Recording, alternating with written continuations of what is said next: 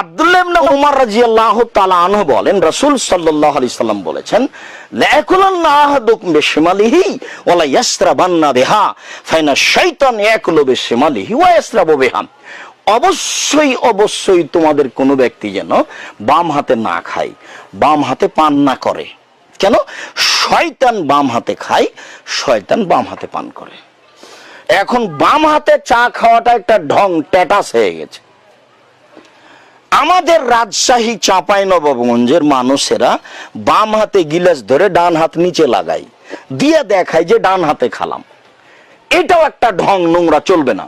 বাম হাতের কোনো সুযোগ নেই, ডান হাতেই গিলাস ধরতে হবে। গিলাসে ভাত লেগে যাক তাতে আসে যায় না। আপনি আঙ্গুল চেটে নেন, না হলে সবার জন্য একটা করে গিলাস করেন। ডান হাতেই ধরতে হবে, কোনো পথ নাই বাম হাতের। কেন? বাম হাতে শয়তান খায়। এরপরে আল্লাহ রাসূল বললেন যে 5 থেকে খাও। কেন? রাসূল সাল্লাল্লাহু আলাইহি সাল্লাম বললেন, কুলু মিন জাওয়ানিবিহা ওয়ালা তাকুলু মিন আস্তিহা ফাইনাল বারাকাতা তানজুলু ফি আস্তিহা। তোমরা 5 থেকে খাও, মধ্য থেকে খেও না। কেন? মধ্যে বরকত নাজিল হয়। 5 থেকে খাবেন, এর অর্থ হলো এই যে আপনার স্ত্রী ভাষা বুঝেন তো, বউ স্ত্রী যখন ভাতের পাতিল থেকে ভাতটা বের করবে তখন চামচটা যেন এক পাশে ডুবাই। এই ভাষা কি বুঝতে পারলেন? যদি মধ্যে ডুবাই তাহলে এই পাতিলের বরকত কমবেই। আল্লাহর নবী বলেছেন কমবে, অতএব কমবেই কমবে।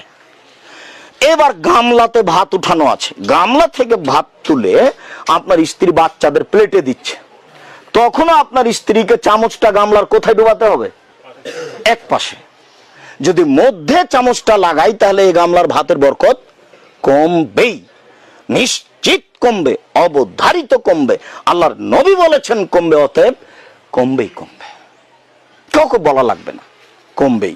খুব সাবধান। আজকের পরে যে কয়েকজন আছেন এখান থেকে বের হয়ে আগে বউকে নিয়ে আর বাচ্চাকে নিয়ে একটা ছোট্ট বৈঠক হবে। ভাষা আমার বুঝতে পারেন কিনা? তো বৈঠকে বলতে ভাই শোনো, আজ থেকে ভাতের পাতিলের এক পাশে চামচ ডুবাবা, গামলার এক পাশে চামচ ডুবাবা, সাবধান। এরপরে যেন আর কোনোদিন এরকম উলট পালট না হয়। মেঘদান্নে মাদি কারাব রাদিয়াল্লাহু তাআলা আনহু বলেন, রাসূল সাল্লাল্লাহু আলাইহি সাল্লাম বলেছেন, কিলু তামাকুম ফাইন্নাহু ফিল বারাকা। তোমরা খাদ্য মেপে নাও, তাতে বরকত হবে। আমাদের বাংলাদেশের বিভিন্ন জেলাতে মহিলারা যখন চাউল রান্না করে ভাত, তখন একটা মাপার একটা কোটা কাঠা রাখে, কোটা দিয়ে মেপে নেয় যে 3 কোটা চাউল নিলাম। কিন্তু আটা দিয়ে যখন রুটি বানায় তখন আটাটা আর মাপে না, তখন হাত দিয়ে উঠে নেই। তো দুটাই মাপতে হবে। 100 গ্রামের একটা কোটা রাখবেন, আমার ভাষা বুঝতে পারছেন কিনা? 100 গ্রামের একটা কোটা রাখবেন, 200 রাখেন, আপনার মতো রেখে আটাটা উঠাবেন কোটাতে করে মেপে, তাহলে এই আটাতে বরকত হবেই হবে। হাদিস বুখারী মুসলিম। আপনার স্ত্রী চাউলটা মেপে নিয়ে রান্না করবে, এতে বরকত হবেই হবে। আজ থেকে যেন আপনার বাসায়, বাড়িতে, এই কুড়ে ঘরে আর কোনোদিন চাউল না মেপে রান্না না হয়, আটা না মেপে রুটি যেন না হয়। আল্লাহ আমাদেরকে বুঝার এবং আমল করার তৌফিক দান করুক। আল্লাহুম্মা সাল্লি আলাইহি ওয়া বারিক আলাইহি। জাবের রাদিয়াল্লাহু তাআলা আনহু বলেন, রাসূল সাল্লাল্লাহু আলাইহি সাল্লাম বলেছেন, এ যা আকালা আহাদুকুম ফালইয়ালাক আসাবিহু।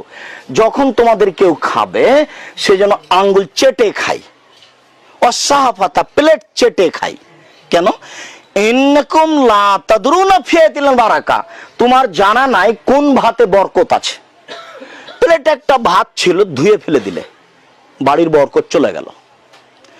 আঙ্গুলে একটা ভাঙা ভাত লেগেছিল, ওটা হাতটা ধুলেই ভাতটা কি হলো? চলে গেল, বাড়ির বরকত চলে গেল। বুখারী মুসলিম। এই হাদিসটা এখন বুঝাতে পারছি কিনা আপনাদের? আঙ্গুল চেটে খেতে হবে, প্লেটটা চেটে। হাদিস বুখারী মুসলিম, আপনি মানতে বাধ্য। বরকত কিভাবে চলে যায় আপনারা বুঝতে পারবেন না।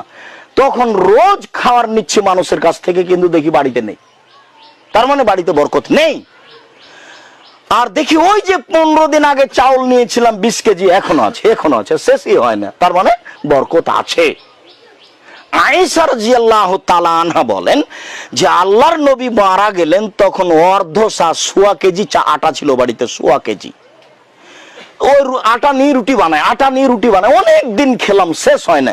তখন আমি একদিন ভাবলাম যে আটাটা একটু মেপে দেখি তো কতটি আছে। মাপার পরে দেখি 2 দিন পরে আর নেই। চলন্ত জিনিসটা মাপবেন না।